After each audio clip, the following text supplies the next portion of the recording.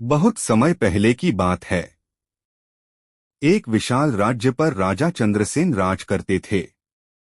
वह अपनी प्रजा का बहुत ध्यान रखते थे और न्यायप्रिय थे। उनकी पत्नी रानी मृणालवती न केवल बहुत सुंदर थीं, बल्कि बुद्धिमान और दयालु भी थीं।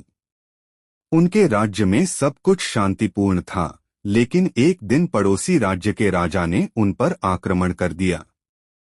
पड़ोसी राजा बेहद ताकतवर था और उसकी सेना बड़ी थी।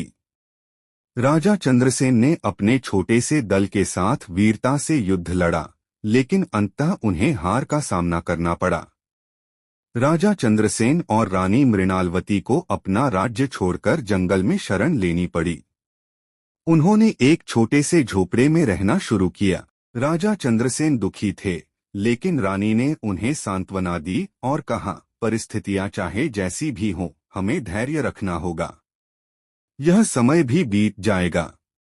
जंगल में रहते हुए राजा ने अपनी तलवार चलाने की कला और युद्ध रणनीतियों को सुधारना शुरू किया।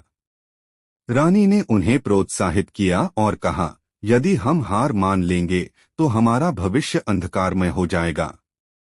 हमें फिर से अपने राज्य को पाने के लिए मेहनत करनी होगी। कुछ वर्षों के बाद राजा चंद्रसेन ने जंगल में एक सेना बनाई। उनके साथ कई ऐसे लोग जुड़े जो उनके साहस और न्यायप्रियता से प्रभावित थे।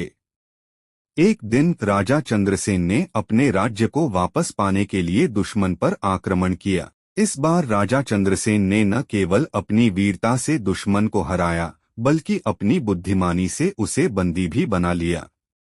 राजा ने पड़ोसी राज्य के राजा को क्षमा कर दिया और कहा, युद्ध से किसी का भला नहीं होता। आइए हम शांति से रहें और एक दूसरे की मदद करें। राज्य को वापस पाकर राजा और रानी ने प्रजा का और भी अधिक ध्यान रखना शुरू किया। उनकी प्रजा उन्हें आज भी एक आदर्श राजा और रानी के रूप में याद करती है। कहानी से सीख, धैर्य, मेहनत और एकता से हर कठिनाई को पार किया जा सकता है।